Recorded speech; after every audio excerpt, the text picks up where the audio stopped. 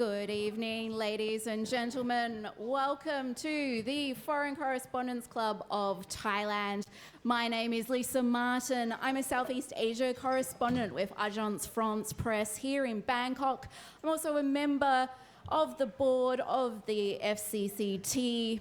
Tonight's panel discussion is on an important and often neglected topic: potential mental health implications of media personnel covering traumatic assignments and news events.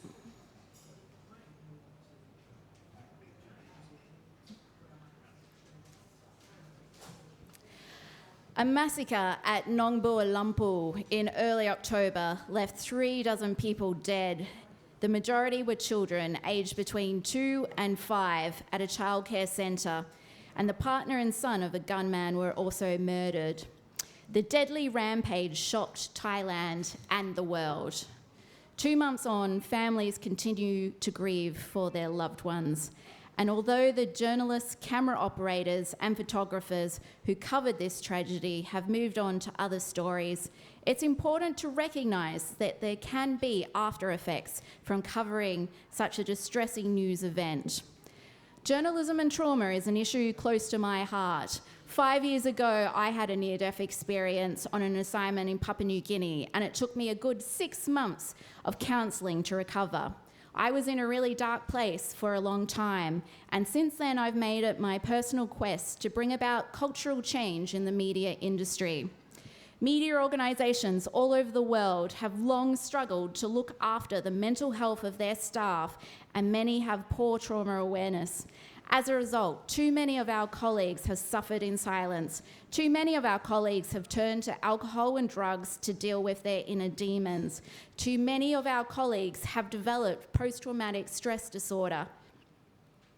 Too many were too scared to get counselling or didn't want to appear weak and unprofessional.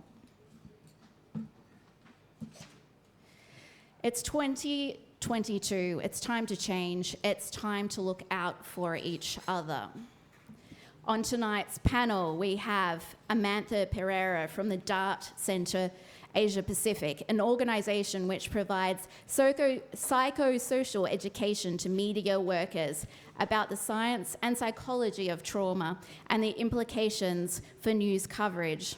A former foreign correspondent based in Sri Lanka, he's now currently a PhD candidate pursuing research on journalism and online digital trauma. He's joining us from Australia. I know it's very late there, Amantha, so we are very grateful to have you with us. And at the clubhouse, we have Jonathan Head, the BBC's Southeast Asia correspondent. Welcome. May Wong, Channel News Asia's senior Indo-China correspondent, and freelance journalist Verena Hosel. Thank you all for joining us. Now we're going to play a short clip.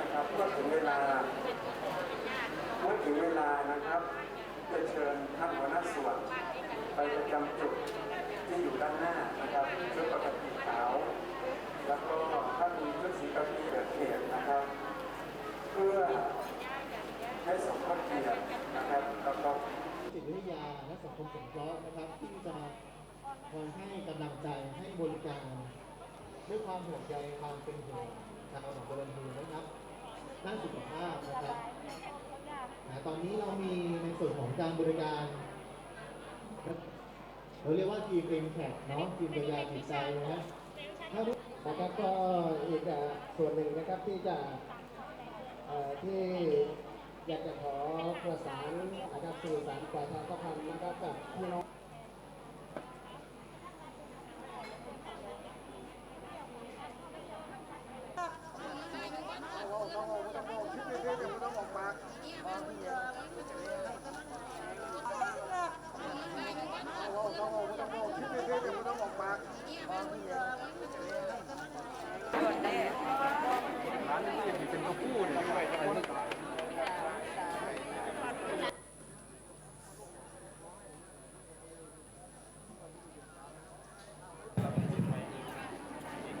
ญาติเด็กชายชรายุทธมีเสียง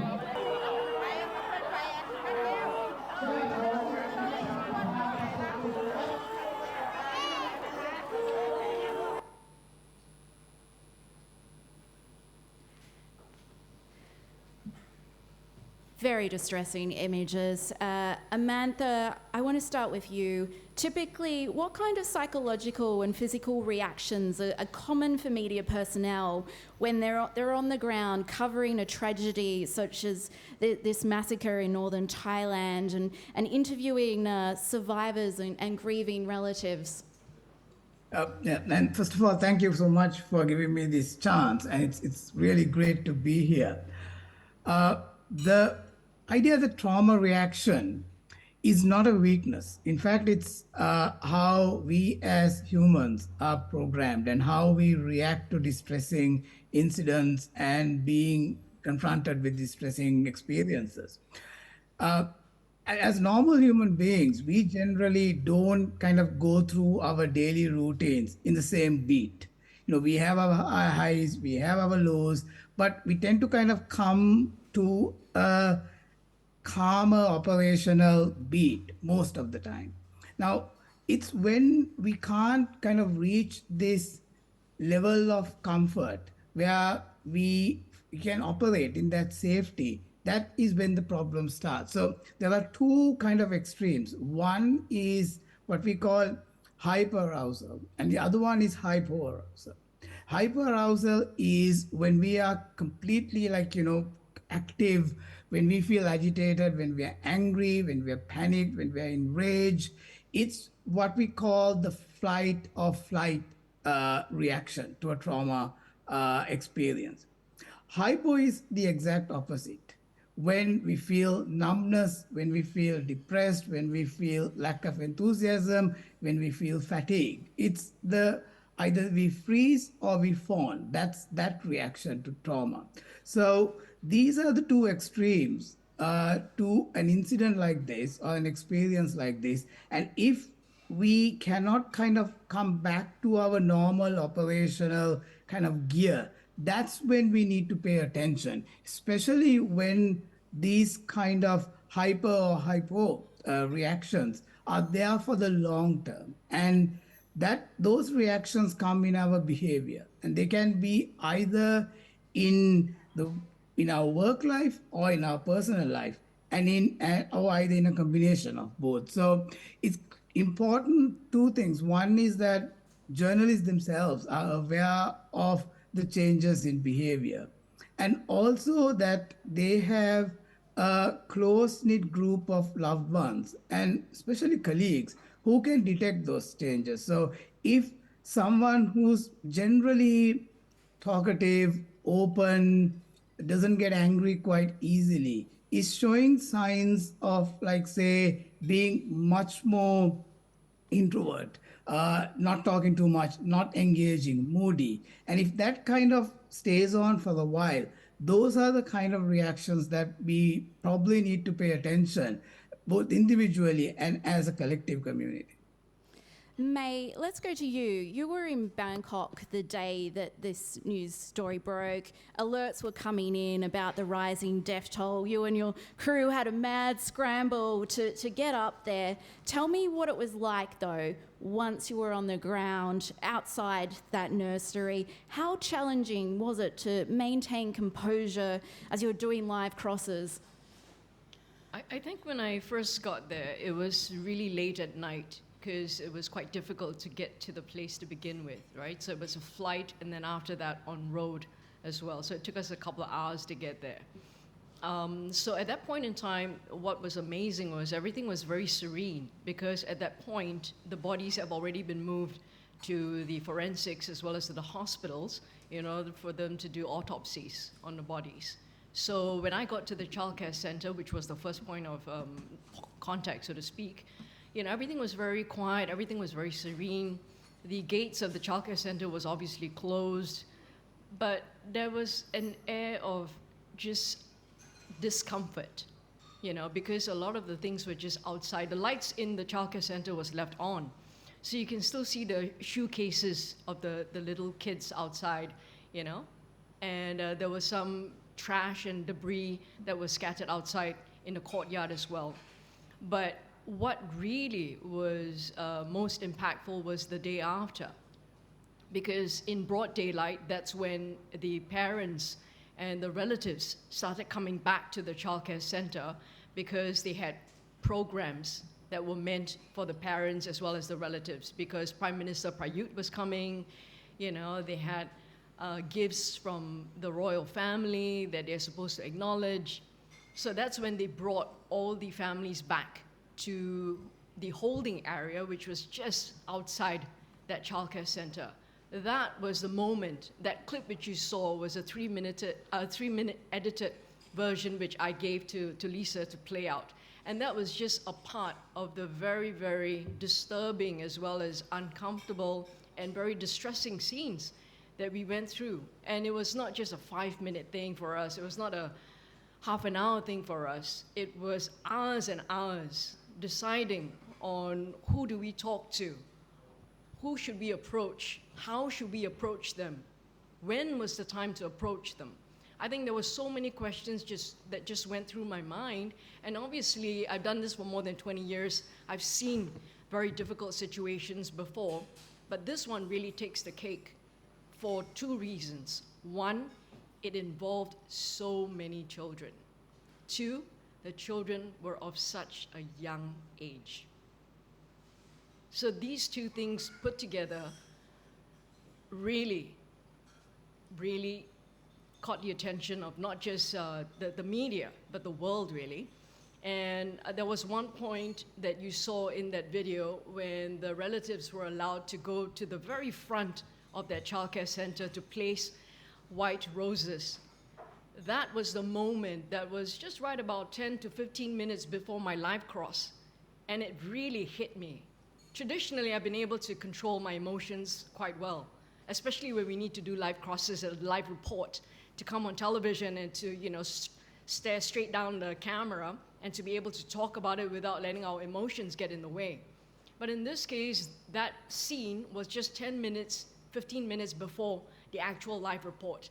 And what really struck me, even though I'm not fluent in Thai, I don't speak Thai, but what struck me was when a mother yelled out loudly. I'm not sure if it was the mother or maybe the auntie.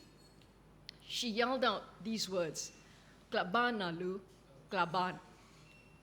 That means, come home, my child, come home. See, I mean, when I say that,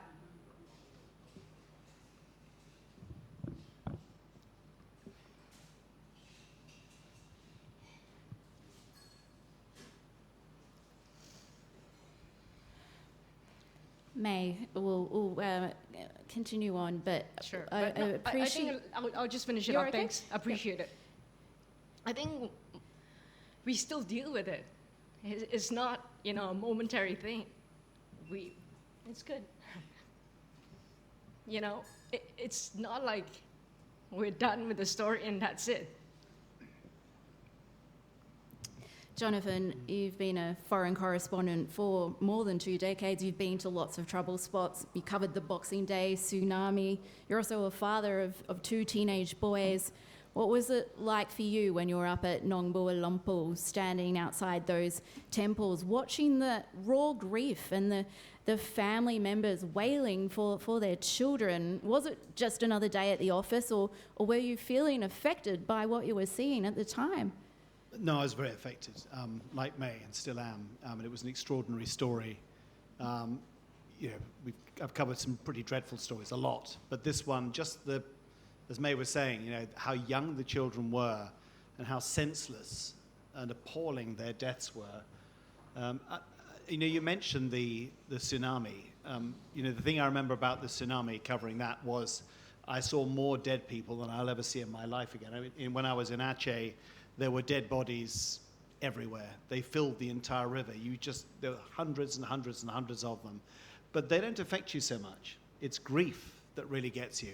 It's when you come, and in Aceh that affected me too. And any other time that I've covered a story where you're with people who are grieving, it's raw. And as a journalist, I think you should feel things. I mean, I'm interested in seeing how affected May is still. I mean, I was watching the video there, the couple with the red blanket. We filmed them. That was really hard. And that's good, I think.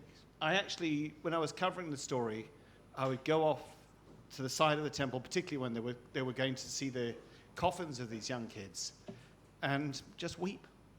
And I suspect that's probably the right way to deal with it. I think I've wept at every single tragic story I've ever covered. And you feel incredibly connected to the people you're talking to. You only talk to them for very brief moments. They're in your life for a short time, but you never forget them. It's part of being a journalist that you're a witness to things that other people aren't, and you're very close to it for that moment. But you won't be there you were there probably a long time too. We were down there for a few days, and it was very harrowing. But then you're on. I've done lots of other stories since then. There's no way really to describe it. When you're covering grief, you have to reflect it. It's your job to do that. Something truly awful has happened. And in the end, the only point in reporting it is to give people outside your audience some sense of just what it's like. And when it's a story as awful as this one was, you can't not be affected. I mean, didn't have to do as many live crosses as May had to do, so I fortunately didn't have to compose myself. That's a very, very tough thing to do. It's just part of being a journalist. And I think what is good now is that most of our organizations, when we work for big companies like May's and mine, our bosses do now, they're very tuned in to the effect it has on you. And you know that they will be sympathetic when you come away from a story like that and you say, I'm feeling quite distressed. I mean, even without being prompted, my bosses were saying, you need to take some time off now after a story like that. I never stop wanting to be a journalist and being at those events because that's why I became a journalist. It is to bear witness. It is always hard to do those kinds of stories, and I don't think anybody should pretend that they're not affected. I want to bring in Verena now. Verena, you weren't in northern Thailand covering the massacre, but you've had 2 stints covering the war in Ukraine this year, and you just got back from covering major floods in Pakistan. Can I get you to reflect on how you were feeling at the time when you're on the ground on some of those assignments? Yeah, first of all, thanks to the FCCT for hosting this panel, and especially to you, Lisa, who keeps shining a light on this important topic. And I was thinking I'm gonna talk about my own learning curve with this a little bit. So, like many of us, I went to Bangladesh in 2017 when the expulsion of the Rohingya happened, and I was not prepared. I did not know what was about to happen to me as well. I mean, I think we were all overwhelmed about what we saw, but I surely was not prepared for properly dealing with it. And that's why it's so important that there's just like talks like this one here.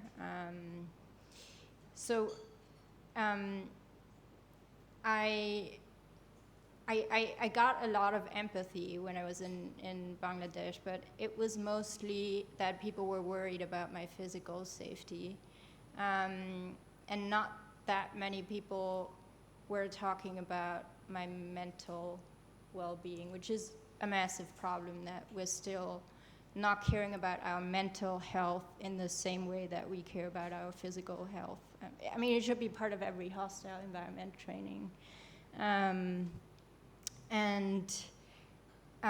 Yeah, as everyone, I kept going. I thought I didn't need breaks. When I came back to Yangon, where I lived at the time, I thought it would be fine to just take 1 weekend off. And it all came back at me later.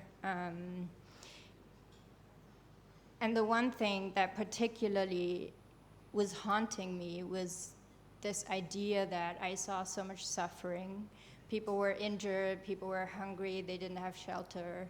And we just go in, we take the stories, and we leave, in essence.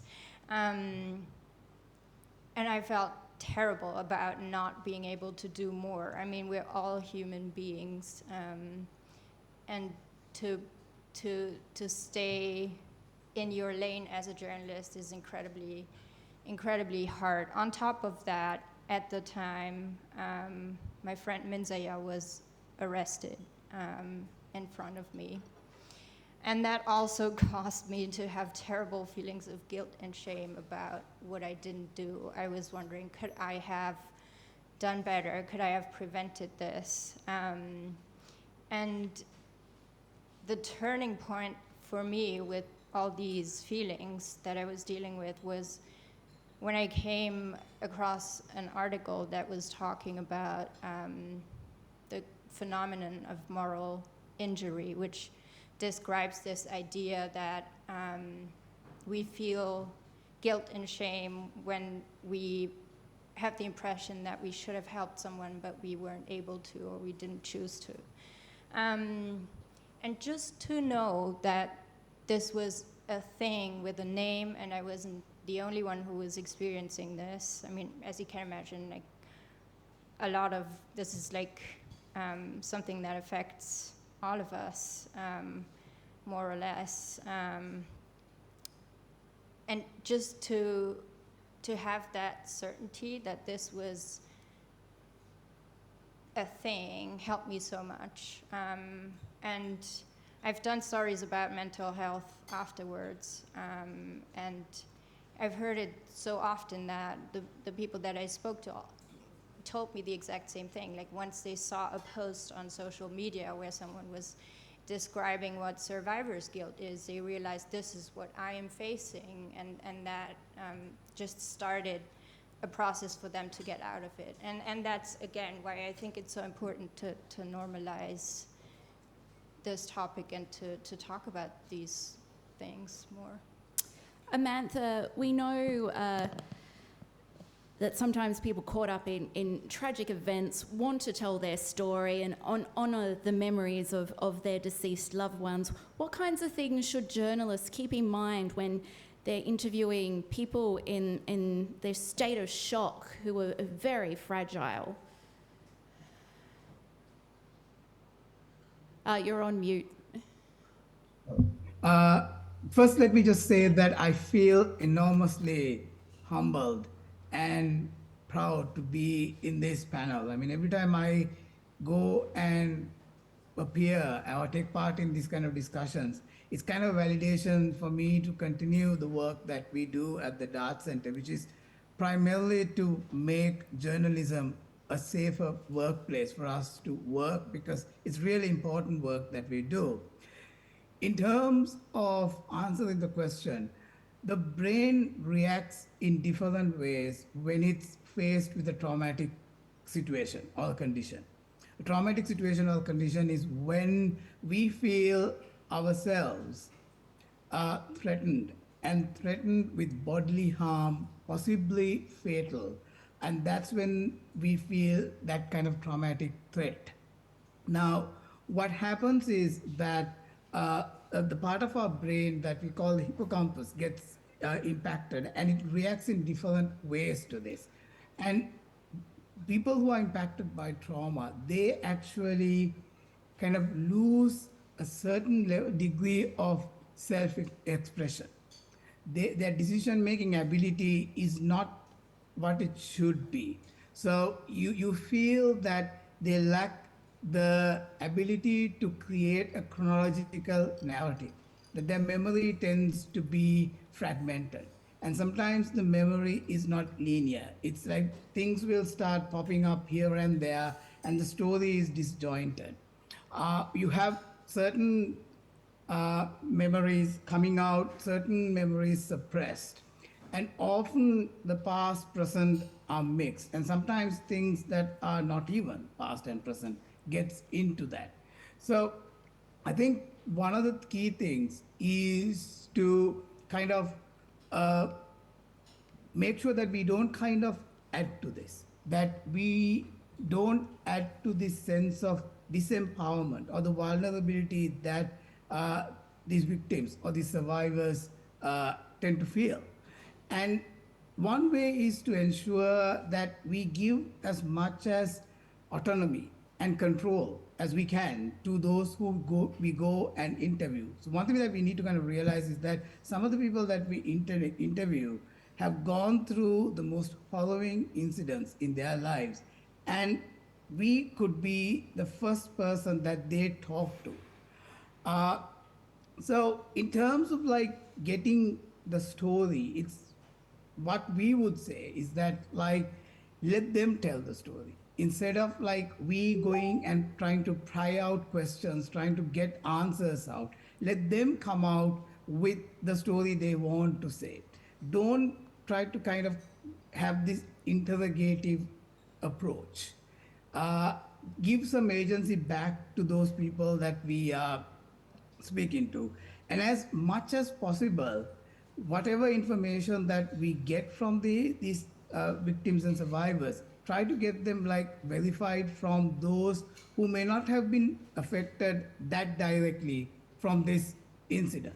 And also plan out kind of what we need from these interviews, why we need to kind of get this information, and do we really need to ask these questions from these people, or can we get this information from somewhere else, and try to keep these kind of engagements to within a safe time period, safe for both the people that we interview as well as us. And finally, one other thing that we always need to keep in mind is that when incidents like the tsunami or the massacre at the childcare center happen, there is a media rush. There is like this bright spotlight that shines on those who are at the core of this incident. And then there will come a time that that bright light is taken away. And then they will feel in complete isolation, and then they will have to go through all these feelings, this loss, this tragedy on their own. We need to kind of keep that also in mind. But ultimately, interviewing those who are victims of these kind of like traumatic incidents, the first thing would be to give as much agency to them as we can. May, would you like to talk about your approach to some of these very difficult interviews, and what ethical considerations are weighing on your mind? I think there's a lot that goes through, your mind when you approach a subject. Sorry, I don't mean to use the word subject, but when you interview a person, you kind of think of the questions that you want to ask based on the current situation, based on what they are going through, and how much more care can you consider when you ask that question.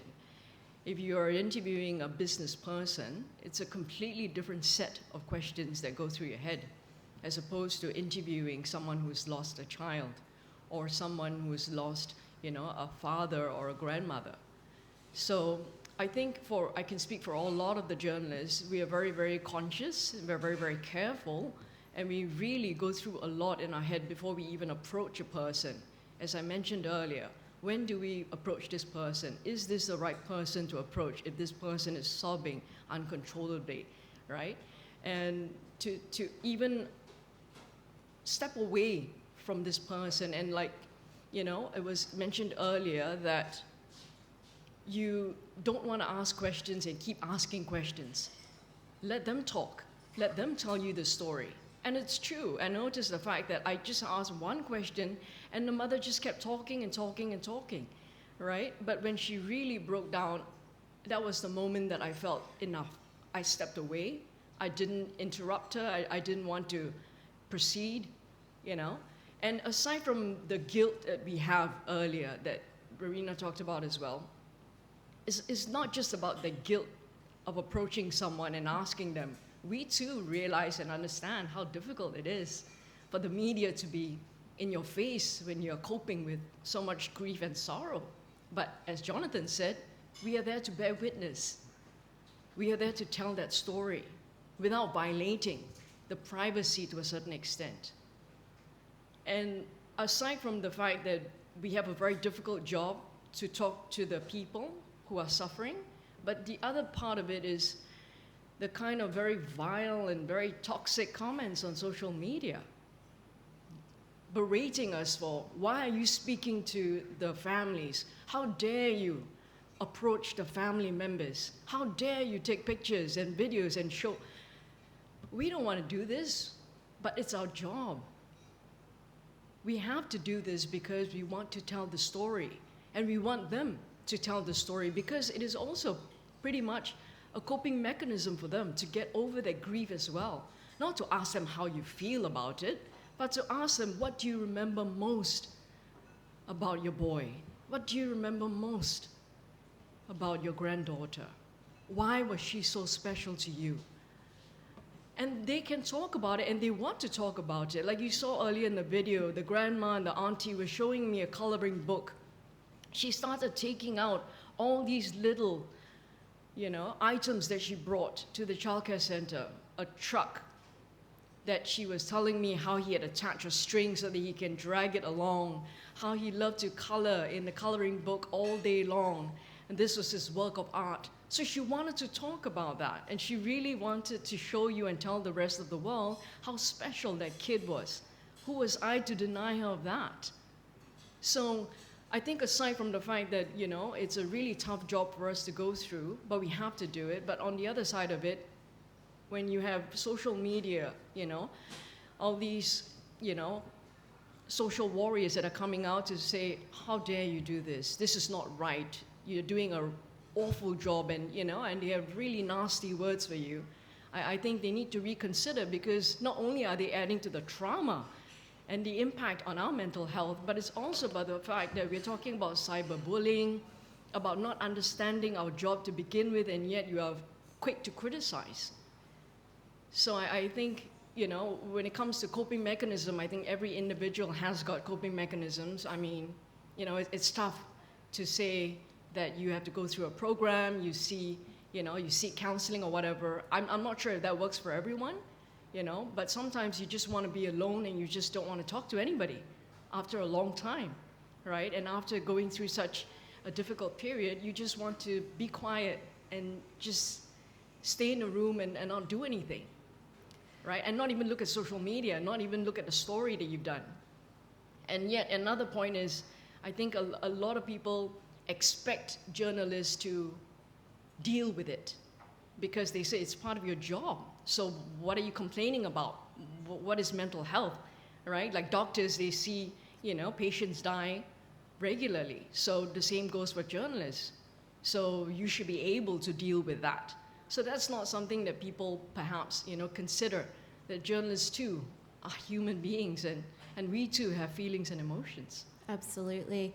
Jonathan, you met a lot of those families on the worst day of their lives. What was your approach to doing some of those interviews? I think actually May raised an interesting point, which I think some people may ask, which is, why are we there? Why should we intrude? What justification can we give for going in? And there were a lot of media. It was a big story. So, the best of us, I hope, and certainly we tried to be as unobtrusive as possible. We certainly, when we saw families in grief, if we did film them, we filmed them from a good distance off.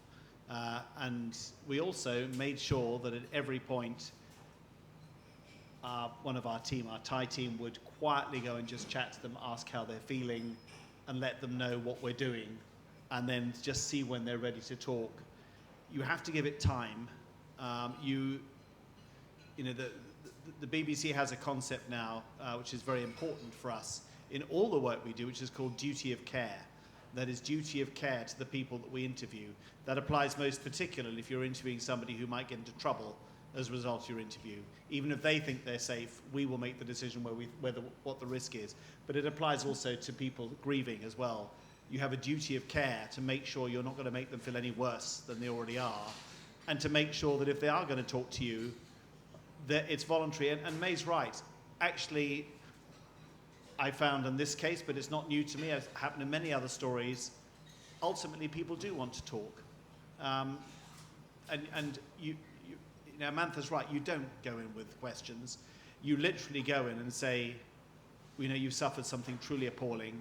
We're trying to tell the story of what's happened. Do you want to talk? And you just let them say what they want to say. And it's almost invariably about the person they've lost, the little child they've lost. In the case of the family you saw there with the red blanket, when we talked to them, it was about the blanket. It was the little boy's favourite blanket. He liked red blankets only, and that was his most favourite one. Those particular parents, like a lot of the parents in this village, were migrant workers who were working a long way away, and the kids had been brought up by their grandparents. So these poor people had to come back to find they'd lost their child. They'd travelled a long way to get back to the village. But back to that question about why are we there? When something truly shocking happens, in the end, people kind of want to understand, they want to know what happened and why it happened. Of course, there's an element of voyeurism in it. There always is. Any big disaster, it can be an air crash, an earthquake or whatever, there's always huge public interest because to some degree people are fascinated by something horrifying that they hope they never have to go through themselves, something really out of the ordinary. And that's kind of why we're there as journalists. We're there, it is voyeuristic, we're there to shine a window, a lens in on something truly extraordinary, but hopefully also to allow empathy and some understanding as well. It's a big ask, and you can't always get it in these stories. I also get plenty of abuse on social media for what we do. You know, the journalists are challenged all the time, and you know, we have to behave very, very ethically. We were very conscious when we were in the temple where the bodies were brought, and as May said, it was when the families came back, not the night that we arrived, that the real emotion started, that we were there with lots of journalists, huge numbers of the community as well, and all these terribly grieving families, and you couldn't move. They were, as you saw from the video there, they were often passing out from shock and grief, being held up by friends and relatives. You're in the midst of it all. I mean, I don't think I can remember being quite so much unbelievably raw grief all around me on every side. It was very harrowing, but I think important to be there. I'll say one other thing which was interesting for me, which was that what we did, I had a very, very good and very experienced cameraman who I've worked with for 25 years, and he and I have very good communication, and we were both looking at the grieving families and trying to work out whether they were approachable or not. And I remember there was one couple who all the time we were there, they looked utterly stunned. They'd lost their little child. They were also migrant workers. And every time we saw them over several days, they looked in a state, I mean, we agreed, we said we can't even ask them for an interview. They're not in a state. They literally looked completely out of it. But the moment the funeral, the cremation had taken place, when there was this eruption of absolutely incredible grief, people just screaming in grief when the coffins went into the crematorium, that couple came up to us afterwards, and they were quite happy to talk then. The cremation had been very cathartic, but I realized something else had been. We'd been filming really harrowing grief, and there were very powerful pictures to put out in our news reports, but they were very painful to watch as well.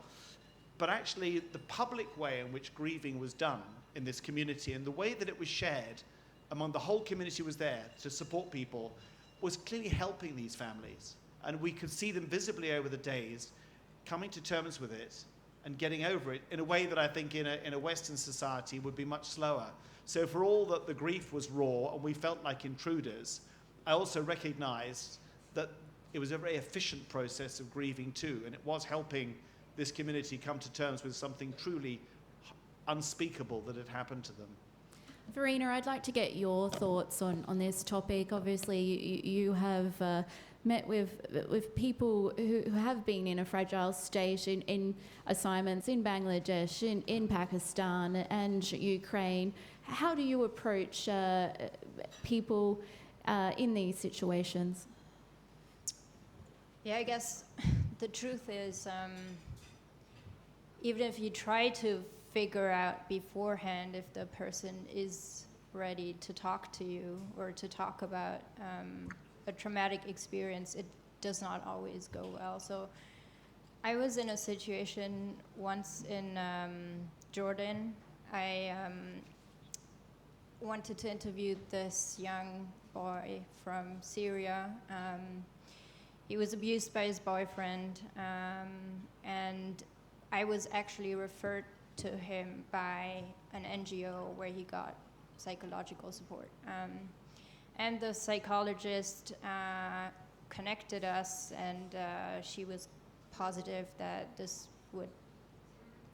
he would be okay talking about this. I said a boy, he was around 20 years old.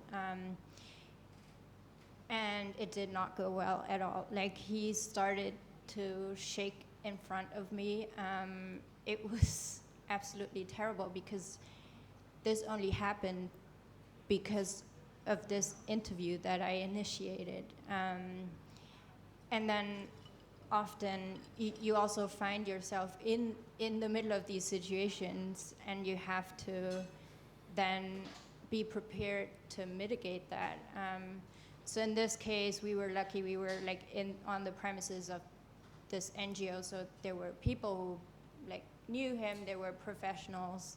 We tried to obviously not talk about what happened to him, but tried to talk about more innocuous things and bring the interview to an end. And I think something that we should always actually do is end these conversations that we're having with people who have experienced traumatizing things on something that is empowering. And that is fairly easy to do and so important.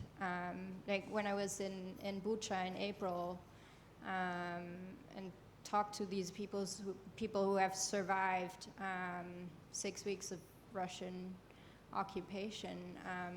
I mean, the people that I got to talk to were the ones who have survived this. So that is an achievement, if you will. That is like something that everyone can think about like it's something that they should be empowered about.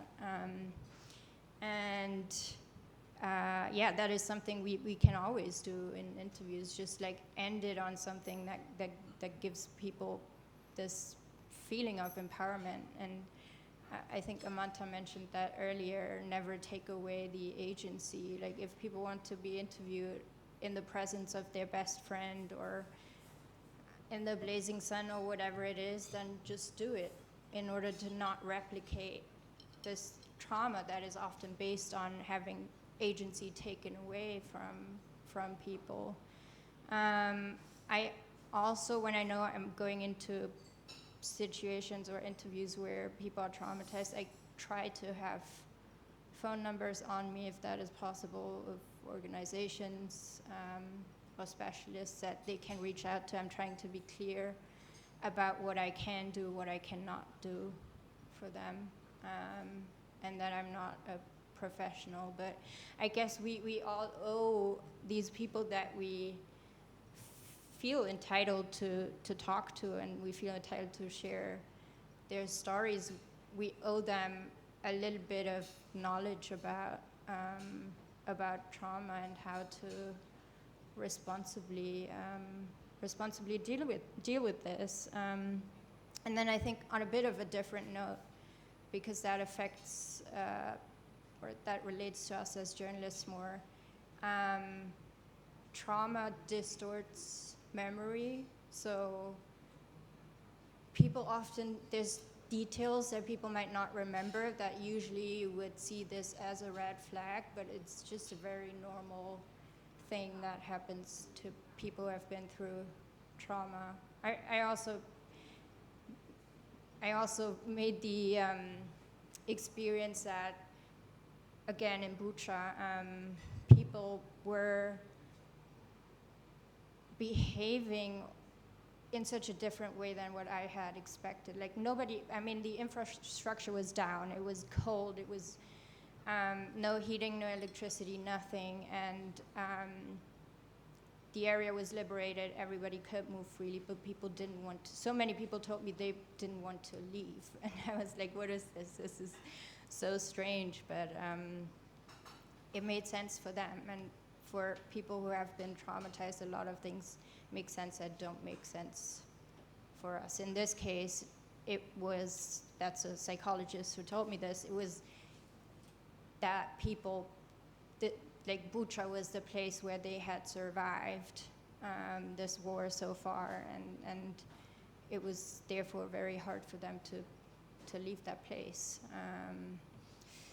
So yeah, I mean, there's so much to talk about, and again, as I said earlier, I think we owe people that we know more about how to do these interviews responsibly. Amantha, I want to talk about the aftermath of a traumatic news assignment now. Is it fair to say that journalists generally operate with a sense of professional detachment while they're on the ground in order to be able to do their jobs? But what happens when people get home and finally have time to start processing what they've seen? How do our minds and bodies react? What kind of symptoms and behavioural changes should we be aware of in ourselves and in our colleagues?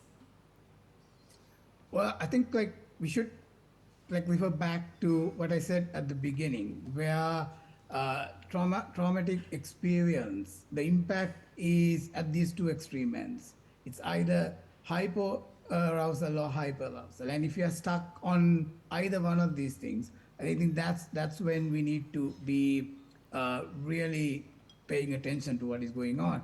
But if we kind of wait till we come back from an assignment to look at these signs, we are a bit behind the curve, and then we are playing catch up. So trauma literate practices need to be incorporated into our daily practices. It should be before, during, and after assignments. It's simple as how we would look after ourselves physically. The same kind of emphasis, the same kind of attention should be placed on our mental well-being. Now, in each one of us works in our own individual ways. We talk about this concept called moral injury. Now, the idea of moral injury is that each one of us has our own moral boundary. It's like a safety net. And when that safety net, when that boundary is breached, we feel very vulnerable. Now, that boundary differs from person to person. What I would feel traumatic may not be the same to others, and that depends with a lot of things. That depends with my background, where I've come from, my experience as a journalist, my experience personally, my current circumstances, all those things put together. We need to be aware of that. That, first of all, that's what we need to be aware of. What kind of experiences, what kind of environments can trigger us? So the most important thing would be to be aware that the stories that we cover, that we report, can have an impact. And how can that impact be? What kind of impact that can they have on us? And what are the signs? And if we wait long enough without looking at these signs, without paying attention to these signs, then the recovery becomes very, very difficult. Now, I stand as a case in point here. I covered a civil war in my own country for over a decade. I covered the tsunami, and in between, I covered a lot of other traumatic incidents and situations. But I was not aware of trauma impact. I just went through this thinking that this is my job. I wanted to be a journalist, this is what I do, and this is what I should be doing. And then something terrible happened in my life. My own editor and a very close colleague of mine was shot dead. And I approached it as a story, and it had a very, very severe impact on me. Now I realize that what happened was that years of accumulated trauma had been pent up in me, that I had tried to kind of suppress it. And then this one incident, which kind of culminated in bringing my personal life and my professional life together, and there was no way that I could kind of like, break it apart, was the trigger. And that was when I started this journey into understanding about trauma and journalism. And that recovery is really difficult. That recovery is really difficult. It's a very hard journey from that point. So what would be best is to create these best practices for our own selves. Take breaks, do things that make us kind of recharge our batteries, and also be aware of stories or incidents or anything that could trigger us. And this kind of like brings me back to this topic that was brought about, social media. It's everywhere. It's everywhere. It's omnipresent. I was at a discussion today, and where I was asked the question, what is our workplace? Where do we work now? What do we call our office? Now, I would say my office is every time I open a screen, because that's where I work. It doesn't really matter whether I'm in the bus, train, house, anywhere. So we need to be now aware of all these new dangers that are coming into play and what kind of triggers they can have, and also understand the triggers themselves that could kind of like have that negative impact on us. So what I would emphasize is look at these best practices for self-care and then work from there. Jonathan, I'm interested in how you felt once you got back to Bangkok after this assignment up north. What sort of changes did you notice? Did you have trouble sleeping? And what kinds of things did you do to look after yourself in the aftermath? Yeah, I mean, I feel fortunate that I have a family. I think it's, in some ways, a good thing to be able to go back to family life, because it's suddenly you're taken out of your this intense adrenaline-driven story, and you've got to adjust. It is hard adjusting, and I've had to learn over the years. My wife is a former journalist. Former is the operative word, and she does not like me bringing the nastiest of my stories home, and she gets quite annoyed if I want to talk about it. So, I have to be prepared to come home, but I do find it good to get into cleaning the house, doing the washing, talking to my teenage boys about their work. That ordinariness is quite helpful. I do think, though, my foreign editor has initiated a very good idea for the people covering Ukraine, which has been an incredibly intense story. It's intense because it's so threatening, it's so dangerous, and because of the ghastly human suffering and the appallingness of the conflict. And he's made a decision that teams who've gone into Ukraine and BBC teams are typically spending maybe 3 or 4 weeks there. When they come out, he puts them up in a hotel, usually in Poland, because that's usually the border they cross, and makes them stay there for 2 or 3 days before they go home. And he basically puts his credit card on the bar and they can drink as much as they like, which may or may not be a good idea, but if they come out very stressed out, the teams who've experienced these things together can then debrief. And I think this is one of the most useful things you can do. Now, for covering the Thai village story, I was with colleagues I know very well, and we talked every night about what we'd experienced. And we were there for about 5-6 days. And there were periods where we weren't doing as much reporting as other days, and we had time to decompress. So we had that time to talk through what it was like, why we reacted the way we did, asking if we were feeling okay. I think that's the time you need. It's terribly important that there is a bridge between you covering the story and you inserting yourself back into normal life, although that normal life is a very necessary adjustment. And that's now clearly understood at the BBC management too, that they have this initiative to make sure people aren't going straight from a front line and a war zone back to their homes and families and their kids going to school. May, how was that transition for you, and what sort of things did you do to look after yourself? What sort of TLC did you give yourself? Just drink a lot. No, I'm kidding. I mean, as you can see, that transition is still in process, right? Because even though that story was more than a month ago, almost 2 months ago, and yet, you know, there's certain triggers that set you off, right?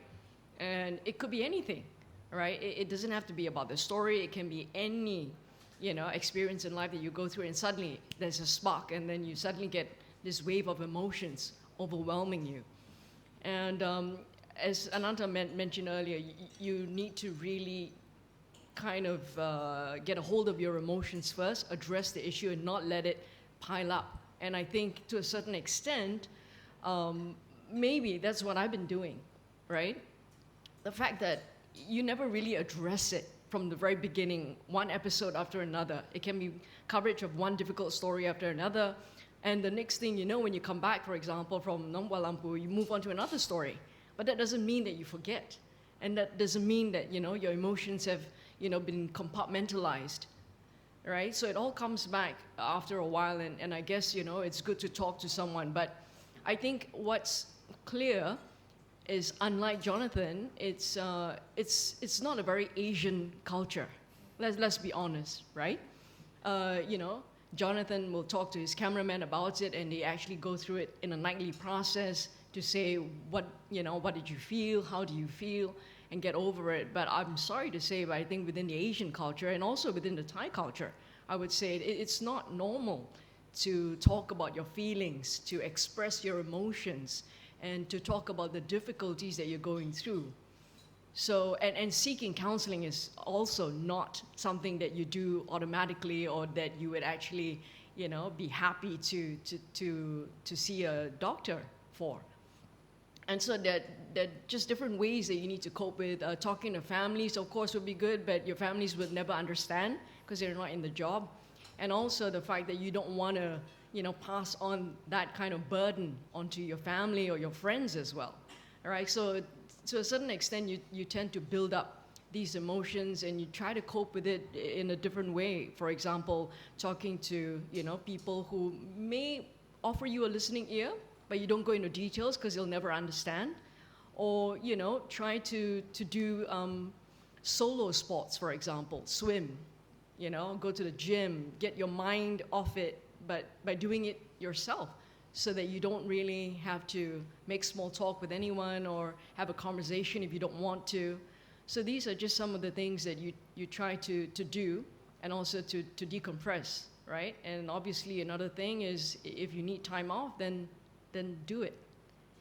Self-care, right? It's all about making sure that at the end of the day, if you don't take care of yourself, then no one else will. And unfortunately, for a lot of the bigger organizations, and I will be honest with you right now, the Asian, right, corporations only start to realize that mental health is significant, is important. You know, obviously it's not too late. It's good that they're recognizing it right now, but for the people in the media business, especially, for example, the Thai colleagues, especially in the Thai local news agencies, they probably don't have any programs. They probably think that, you know, if I talk about it, my superiors are either not going to put me out on another job similar to this, right? So I'll lose an opportunity, or the fact that, as Lisa said earlier, I may come across as being rather weak. I can't handle it. You know, I'm not strong enough. So I think there are always, you know, pros and cons to it. And at the end of the day, you need to ask yourself, how do you cope with it? How do you want to continue to do this? Farina, let's go to you. How do you find the adjustment coming back from a very difficult assignment that has been traumatic? And what sort of techniques and strategies do you do to recover from those experiences? Yeah, I guess it's trial and error in the end. There isn't really a manual on how to do this. You have to try what works for you. For me, it's hiking. I love to go and struggle up a mountain, and that somehow frees up some space in my brain, and then my brain processes it, or whatever it does. I don't know, but it works. But that might be different for everyone. I think a general thing that works for a lot of people is journaling, just writing things down, bringing things into order somehow. And in that sense, I also like to think about this issue, imagining that I have like a drawer in my head, in which that I built over time. I didn't have that in the beginning, in which I put all these things that are distressing, like all these inexplicable stories, all this evil, this senseless killing, these terrible things that we're witnessing, or that we hear stories of. All of that goes into that drawer, and then ideally, if all goes well, you're able to close that drawer, and this stuff is not floating around in your head wildly anymore. It doesn't always work. But I like to think about it this way, and it was a journey to build that drawer, and I cannot exactly explain how I did it. But I think the important thing is to start somewhere, and the important thing is the awareness, and the important thing is to really feel like you deserve to pay attention to this. I have taken 5 weeks off this summer. In the beginning, I thought that's maybe a bit unnecessary, or it's too much. Do I really need this? But it was absolutely glorious, and it was absolutely needed to kind of clear out my head from a lot of things that was piling up in there. And I think we should feel more open about taking this space for ourselves, especially as freelancers, because we can if we really want to, but also we are always on. There's always something that we could do, but we can also choose to just take a break at some point. And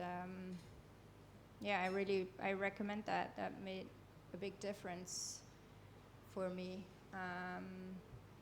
And the adjustment, I don't know.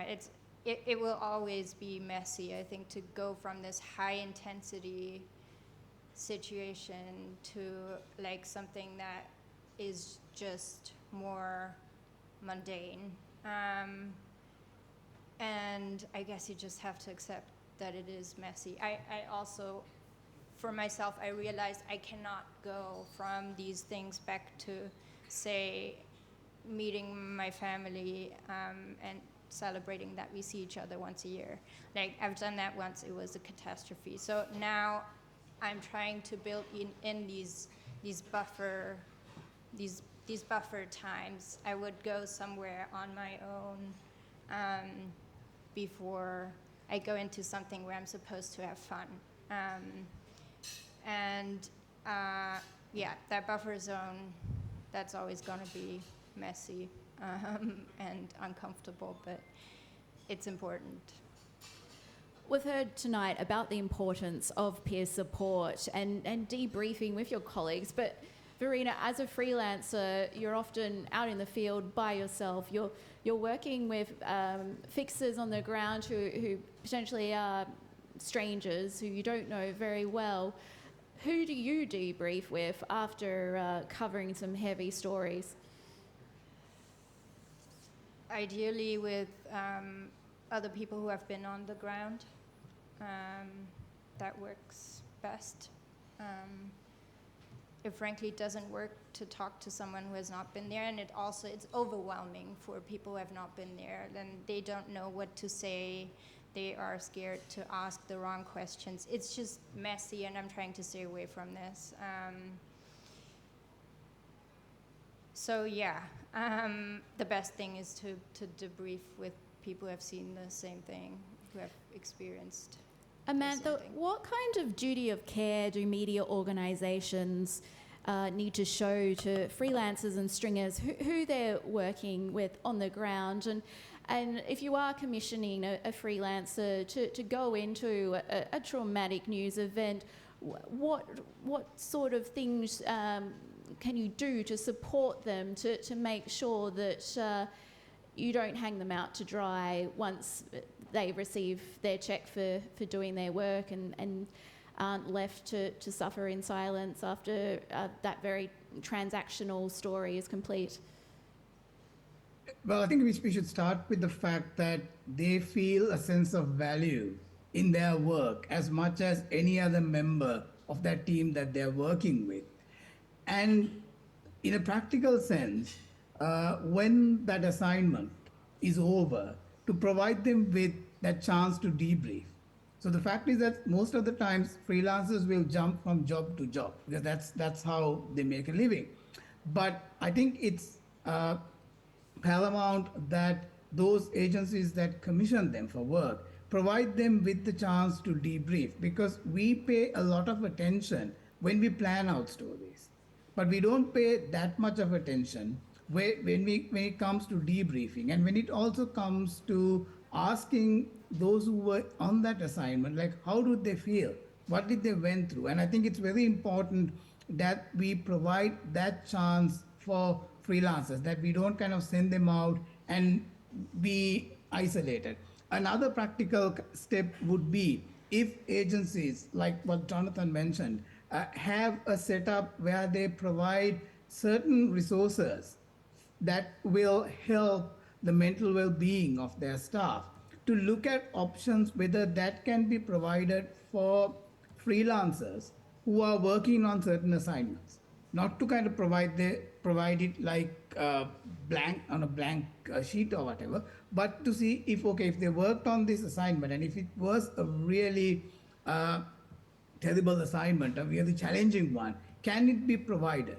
The other step would be to bring freelancers into contact or provide them access into international agencies that provide resources and that work with freelancers. I think these are the steps that we can do as agencies, but also as other senior journalists or others who are like working as permanent staff. The idea that they are brought into this network, that they are brought into this peer support safety net, because self-care and peer support work in tandem.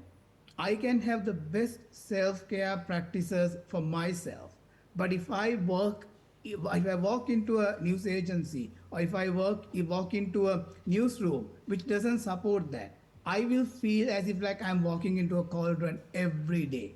And instead of like alleviating my situation, it probably will add another layer of stress, another layer of pressure on my work. So peer support is really, really important. And managers and those who man the desk have a really important task, because even if the organizational structure doesn't provide the resources, the room to provide the kind of like, space for mental well-being, they can initiate that.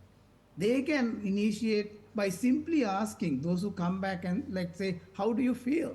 Do you think that you can go back? Or what can we do different? Or just let them talk about it, because this idea that you feel protected, that someone has your back, it in itself is the first building block of building that resilience that builds on self-care and brings that peer support into that. So I think it's really, really important that number one, we bring freelancers into this network, and we also provide freelancers with the facilities, with the resources that are now beginning to be available increasingly for those who are working within organizations. And I just add one more thing.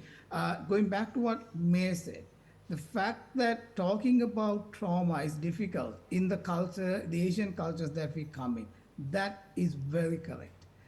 That's one thing that we felt, and I have felt, because I come from a culture like that. The kind of background that I grew up, well, we never spoke about mental health. We never spoke about it. It has just come into our vocabulary now. When we ask journalists, we are working in kind of like an Asian context, to come up with the word for trauma in their native languages, they sometimes struggle. There is always a word, but that word is so far removed from our day-to-day vocabulary that most of us don't even know that. So it's really important that we start this conversation. And we start this conversation at levels where there are decision makers. So it's easy to not only to build resources, but to make it a safe workplace. I'd like to go to a question from the floor now. Could you please introduce yourself, and the floor is yours. Thanks. Yeah, hi, good evening, everyone. My name is Imtiaz Muqbil. I'm a life member of the club and a local journalist. First things first, thank you very much indeed for organizing this panel, and for all you ladies and gentlemen for being on it. Lisa, thanks for putting it together. I think it's very important really for us as journalists to also talk about the trauma that we also face, and for people generally to know the human side of covering these really despicable events that seem to occur from time to time. But I had two questions. One is on the media management side from the authorities. Obviously, they have a very dicey balancing act to play in terms of how the flow of information should be controlled, the briefings that need to be held. Could you tell us a little bit about that side of it? Whether you feel that the authorities, not just in this case, but in generally speaking, whether it's military coups or whatever else, that the authorities are trying their level best to come to terms with the balancing this very delicate act between giving people the information they need, and for you, ladies and gentlemen, to be bearing witness at the same time. That's one question. The second question is on the issue of a little bit broader, where perhaps journalists may at some stage have to bring in an element of activism, because these acts of violence, whether it's wars or domestic violence or killings like this, are not acts of God. They are acts of man, and behind them there are guns, military people who are, the merchants of death who are profiting handsomely from this. Plus, then you add the aggravation that comes with social media and the rise of extremism and other things. So the whole issue of violence, is it something also being addressed, or do these just stories get treated in a very ad hoc way and then you move on to the next one? Does the issue of cause and effect also need to be looked at a little bit more in detail, so that we begin to address some of these issues right at the root cause, rather than just allow them to continue from someplace? And given the fact that we as journalists do have some kind of a role to play on both sides, is there room for that to happen going forward? Thank you. Does anyone on the panel want to briefly touch on that? Yeah, I could address both those, actually. On the issue about the authorities handling distressing situations like this, obviously it depends, it's different from country to country.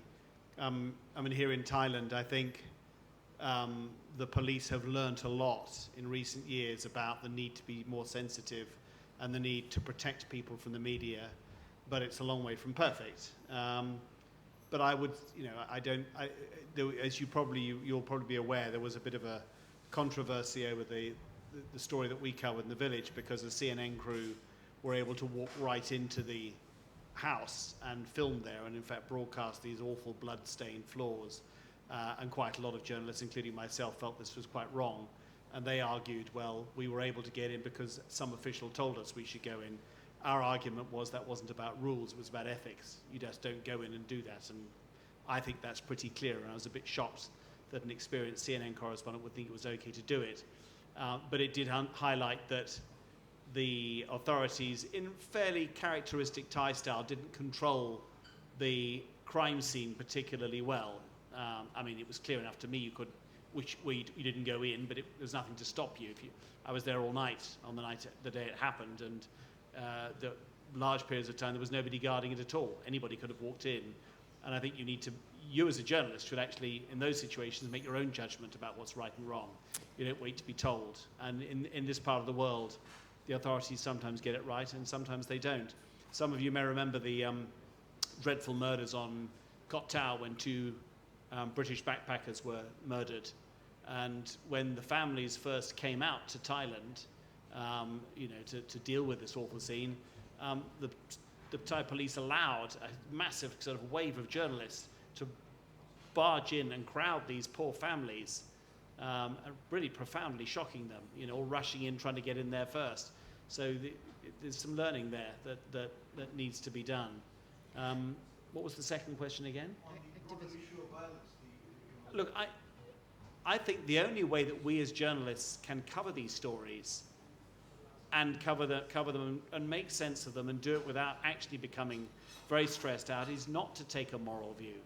I mean, of course, in a situation like the story we cover in this village, there's no question what side, moral side you're on. Something truly appalling's happened.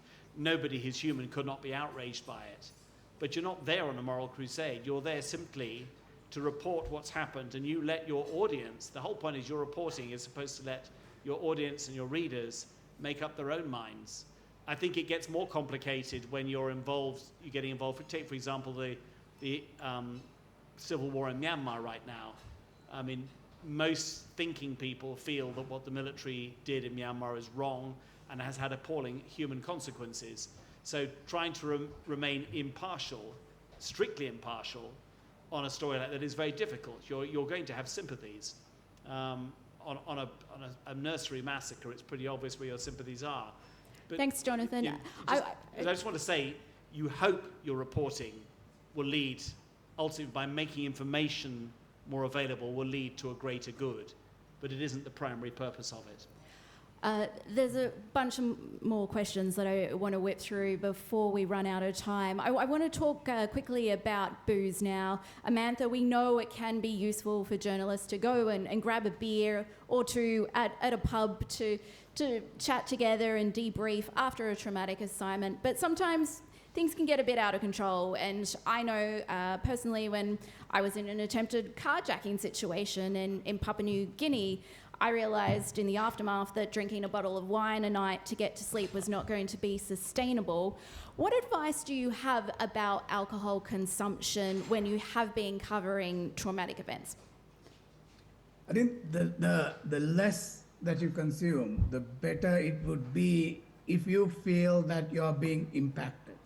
I think if you really want to deal with the impact, to deal with the story, and in a very practical way to have that debrief, it's important that you have that debrief with a trusted person or persons without the intervention of alcohol, because that will give you the chance to, and the others who you are having that conversation with, to clearly assess the impact, whether that impact is manageable, whether that impact needs more direct intervention, or whether it needs to be escalated into much more specialized intervention. So that's really important, because if alcohol is involved in that discussion, and the more it's involved, I think that kind of assessment is going to get diluted for starters, and probably will become impossible at some level.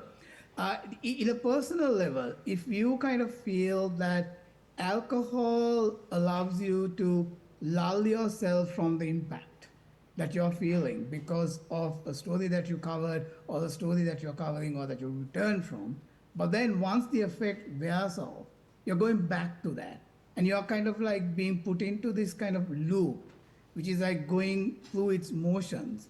I think it's best to take a step back. I think it's best to kind of go and speak to someone that you trust about this. I go back to what I stressed earlier. We need to approach mental well-being in the same seriousness that we would approach physical safety. we wouldn't go to a dangerous reporting environment, and before we go plan out our physical safety plan while consuming a bottle or 2 bottles or 3 bottles of wine. I don't think that happens. And if that happens, I don't think that's a plan that will probably be trusted by a lot of others. So that kind of same approach needs to be applied for our mental safety as well. It's a little difficult to start off because mental safety tends to still feel peripheral, very peripheral to the core of journalism. But these kind of discussions, these kind of dialogues can bring it back to closer to that. And I think that's where we need to start. We've talked a lot tonight about how it is natural to experience some level of psychological distress after covering a traumatic assignment. At what point, though, do we need to talk to a professional and reach out to get some help? And how do we go down that track, Amantha? I think it's time. It's the duration of time. Like I said, like trauma reaction is a human thing. It's not a weakness. It's not a sense of vulnerability. It's how the human body reacts. It's how we've been kind of programmed, evolved for thousands of years. The general rule of thumb is that if those hyper or hypo reactions remain for more than a month, and it feels as if like we can't come back to that safe operational mode, it's best to reach out for specialized treatment. Now, this is not an area that I'd probably refrain from going deep into because that's not where my expertise lies. But if these kind of interventions that we are talking about, the self-care tips, the peer support, if that is not having an impact, and that lack of impact is either visible to you or to others, and that it's kind of sustained for a longer period, I think that's the time that you should look at seeking much more specialized help. Jonathan, attitudes towards mental health and getting help have changed a lot since you first became a foreign correspondent. Do you think that there still is a strong stigma? And do male reporters and cameramen and photographers in particular, do they struggle to admit that they are experiencing an impact from some of these stories? I can only speak from my own experience. Obviously, I've been doing it quite a long time. When I was first reporting in the late 1990s, and I did suffer from PTSD, though I had to self-diagnose. The word wasn't even used by the BBC. It was not part of the training that we got. And, you know, I had an experience, for example, in East Timor in 1999, where I was also very nearly killed and had my arm broken. It was already traumatic, and we had to be evacuated.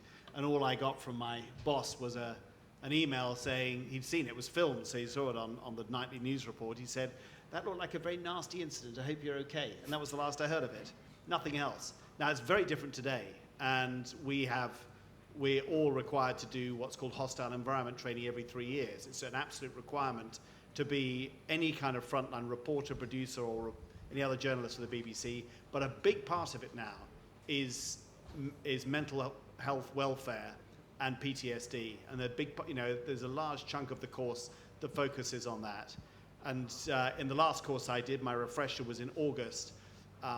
One of our specialists in PTSD, and we now have them in the BBC, was pointing out that one of the best-known BBC correspondents, a very famous name, obviously I'm not going to mention who it is, somebody with incredible experience, who's never had any experience of PTSD before, found himself in Ukraine, calling her up in the morning saying that he felt suicidal, he wanted to kill himself. And remarkable, a man with sort of 40 years experience. He got over it and he's fine, but you know, it was a wake up for all of us that you might not ever get affected by PTSD and have been through all sorts of things, and yet it can still come and get you. And I don't think the stigma, you know, we're all so aware of it now. I don't think male, female, older, younger now, the stigma is there. We've got very famous journalists like Fergal Keane in the BBC, who's become a virtual ambassador for dealing with PTSD because of his own experiences. So there's really no shame anymore. I'm sure in some areas there is. And what May says about the situation in Asia, I think, is very critical. And the other thing here is that if you in Thailand do have mental stress problems and anxiety, there aren't many places you can go. Whether you're Thai or non-Thai speaking, the resources in Thailand are very, very poor. And that could be a real problem if somebody gets into a crisis here. I'd like to take a question down the back now. Peter Trainer, I'm a club member. I'm a photographer, and I've followed a lot of stories from photographers and journalists since the Vietnam War, where they've been exposed to physical and mental stress and problems. And a common question that they're asked is it worth it to put yourself at risk to get the story? Is it worth it? As journalists, you've already answered that question. You think it is. You're there, the general public are not there. But the dilemma that you've got is, obviously the stress and the trauma is very impactful. It affects you. It makes you cry. It makes you not sleep at night. The dilemma is, the better that you are at conveying that to your audience, the less your audience want to hear it because it's painful. The more stress and grief that you feel as journalists talking to families, if you pass that on well to your viewers and your listeners, they're going to feel as bad as you felt when you were talking to the people. So maybe they don't want to hear it.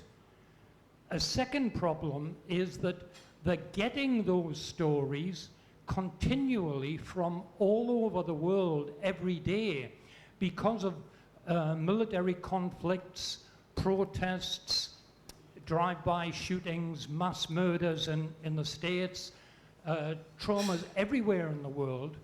They're getting bombarded with all this information. I think it was Chairman Mao who said, one death is a tragedy, 1 million deaths is just a statistic. So as journalists who put yourself at risk to get the story, the question is, are you aware that maybe your audience doesn't want the trauma that you're feeling, that they just want the bare facts, they just want the details, and that they're getting totally swamped with details, so they don't really even want the details, they just want to know somebody got shot and that's it. Move on to the next thing. Let's go to the panel. Your thoughts. Is it worth it, May? Absolutely. Otherwise, I'll not be in the business and I'll not stay in the business. and I think it's very, very, very valuable simply because you are there to make a difference.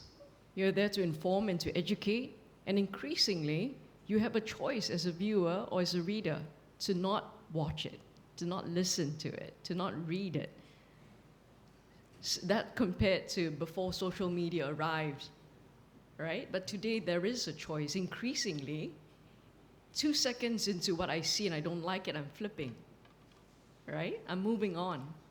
So I think that's almost, there are obviously, pros and cons to it, but therein lies this fact that if you want to watch it, you can.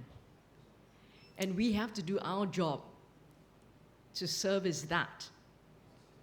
We need to be there in the front line because nobody else is going to do that.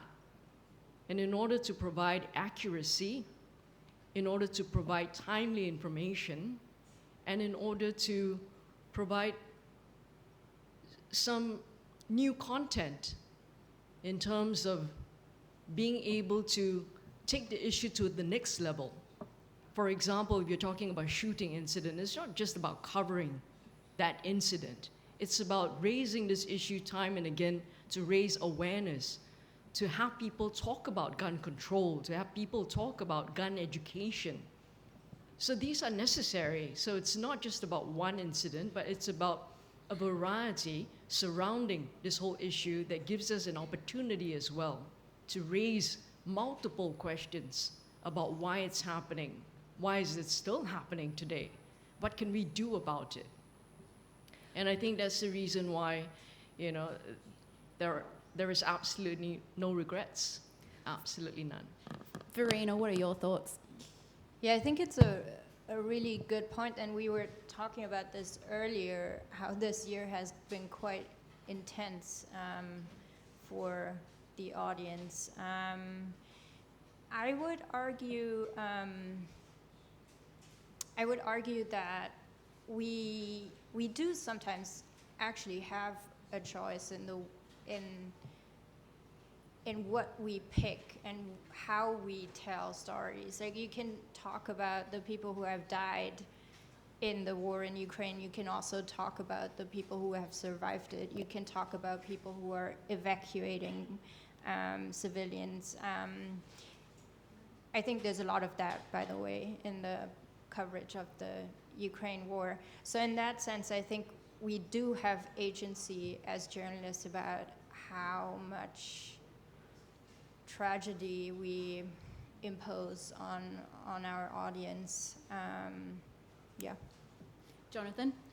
Just briefly, a couple of points. One is, I think your point about overloading your audience with bad news is a very good one. If you're covering a tragedy, the best way to do it is to humanize it as much as possible. Human stories are ones that other humans who are consuming your news, watching it, reading it, can identify with. And you want to be looking for the human sparks, the human narrative, the story of the family beyond just the horrible grief they're experiencing. You certainly shouldn't show grief yourself in your reporting, however much you feel it. Finding the balance in our news coverage is an ongoing debate. I think people do. I mean, certainly my editors have been saying, it's been, as I was saying earlier to Verena, it's been such an awful year. They're hoping that in December we can just put some lighter stories out so that the audience gets some light relief. But I think, even when you cover these tragedies, it's the human. It's, we're seeing human beings in an extraordinary situation that we never want to be in ourselves, but there is value in seeing how they cope and seeing what happens when something goes very badly wrong. So I think I still believe what we do has value, but I think getting the balance right is important. We have time for a quick question down the back. Yeah, just one big picture question. We're having this panel now, but we wouldn't have it 40 or 50 years ago, and it's actually something that has been touched upon in indirect ways. Now, I just ask myself, what happened? Is it simply that there was no awareness of mental health issues 50 years ago and now there is? Of course, it's part of it. But what are the other parts of it? It's not a single thing. It's not a single factor. Is it that there's more tragedies? Is it media, more pervasive access? What else is making this panel taking place now that it wouldn't take place 40 or 50 years ago? I think 40 or 50 years ago, people did experience these reactions. They just had a different word for it. And there were a lot of soldiers who returned from World War I, World War II, and they called it shell shock. And it wasn't spoken about. And now we're at a time in history where we can talk about it openly, and that's a good thing. I just want to go back to Amantha for one final word. Amantha, a moment ago we sort of touched on vicarious trauma and the risk factors around that. It is not just people who are on the ground in northern Thailand meeting grieving families who can be affected by traumatic events. There's also people back home in the studio who are editing footage, who are organising radio links and live crosses, photo editors who are looking at distressing photos pouring in. How can we protect ourselves from vicarious trauma? That's become like a major issue now because of the kind of digital pivot of journalism, and that got accelerated in the last 2.5 years. What we kind of need to first put in place is that if we are talking about those who act as curators of information that is coming from outside. And if that curation is graphic, it's really graphic content, we need to create breaks. We need to create breaks where they are not kind of going through this process without a break. And we also need to make sure that there are very practical breaks, like that the inflow of that kind of content is not happening on all the devices they have access to. One of the big issues that I am like concentrating right now is this issue of the professional and the personal digital profiles of journalists collapsing into each other. So do we use our mobile phone for our personal communications and our professional communications? Do we access our feeds on all these equipment? So I think like the first thing is to understand that there needs to be breaks. We need to take a step back from these things, create those kind of boundaries in our workflow. And there are also other practical ways where if you need to look at graphic content, lowering the volume or making it mute really works. Sometimes looking at it in screens that are not full screen, kind of making it smaller helps. So there are ways and means of doing this. And the other important thing that we're trying to understand about vicarious trauma is now the role that information plays in all of this. We do understand a fair bit about issues like graphic content, the images that come our way. But what we are only understanding, what we are trying to kind of like beginning to understand is the role, the information that we either seek, or we receive, or we engage as journalists, especially online, can have on us. And that's a very, very important factor. And it again kind of reaches to what we were talking about, the moral injury issue. Because if we have created this boundary, safety net around ourselves, and if that's breached by the information that we are coming into contact with, that's really important. And one final thing that I really wanted to add is that why trauma literacy in journalism is important and urgent right now is that journalism is a profession which is often front-facing towards traumatic events, sometimes at a daily basis, and it's sustained. Now, there are other professions like that. Like you get healthcare workers, you get emergency services, you get military. All of them have the same kind of work environment. But the difference is, in these professions, the mental safety issue is recognized as an occupational hazard. And there are interventions worked into that work structure. We are only beginning to do that in journalism. And that's why it's really important that we continue this discussion, we develop these skills, because at the core of it, trauma impact leads to freedom of expression. If somebody is really impacted, their self-expression is denied, which means what they produce in their journalism is impacted one way or the other. I just want to throw to our panelists for one last final thought. If you could keep it briefly, any final messages on this topic? Verena. Okay, I'm going to start. So one thing that we did not talk about, and that is like regularly overlooked when people are, when there is talks about mental health, is a group that is with us in the field, which are fixers, translators. And it is, I would argue, even worse for them because they are most of the time part of the communities that we report on. And that is completely overlooked and a massive gap that we really should talk about more. And then the other thing, because Amantha was talking earlier about how freelancers can be supported, it's very easy. The one thing, the baseline of it all, for me, and I think I speak for many of us freelancers, is that working conditions are just so ridiculously precarious these days that this is where the problems start. This is where you start taking risks that might mount up to problems, to trauma, etc.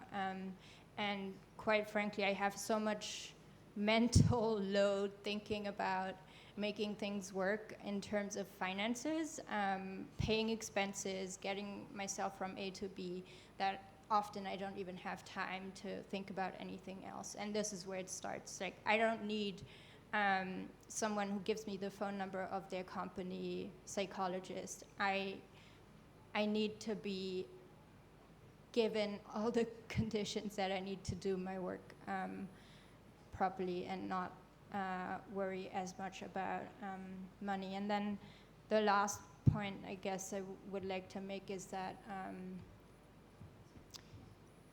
this issue is often perceived as something that is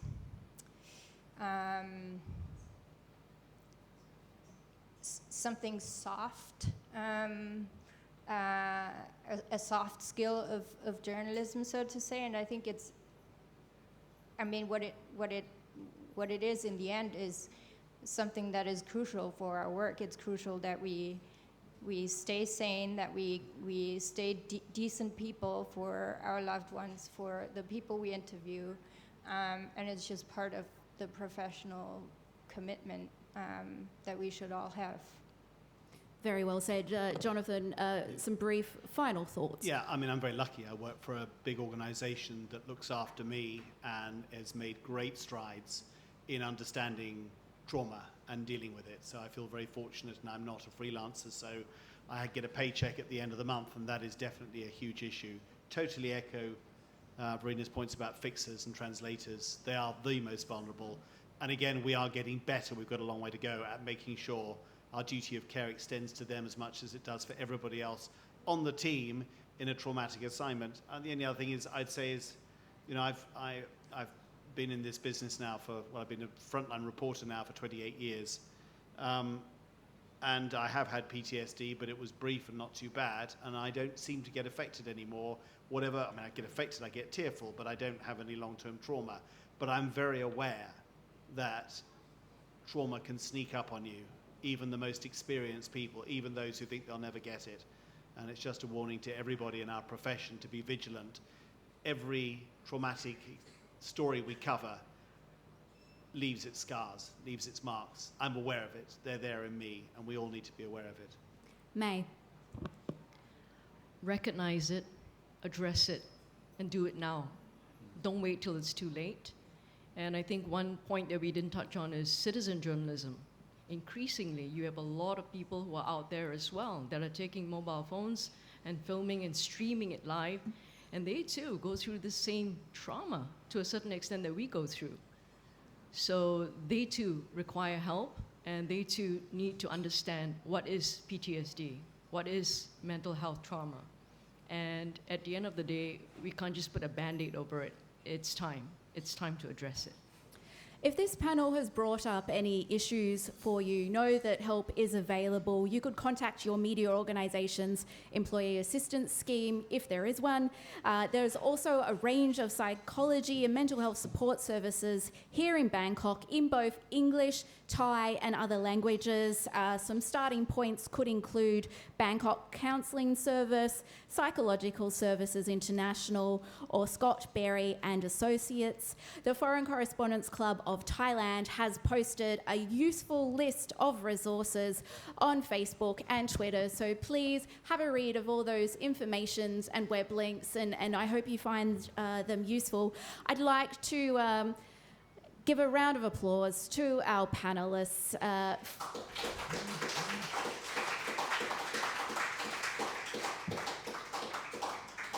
It takes extraordinary courage to speak publicly about issues so close to our hearts, and this is a very, very sensitive issue, and you've shared with us some very, very personal things tonight. So Thank you for being with us. Thank you, Amantha Perera from the Dart Centre Asia Pacific, Jonathan Head from the BBC, May Wong, Channel News Asia, and freelance journalist Verena Hosel. Before I go, just a quick reminder, tomorrow night at the Foreign Correspondents Club of Thailand, we'll have a much more uplifting evening. We have an Australian band, the KBBs, performing live here at the clubhouse at 7 p.m. I hope you can make it along, come for dinner and a drink and a stellar night of live music. I've been Lisa Martin. Thank you and good night.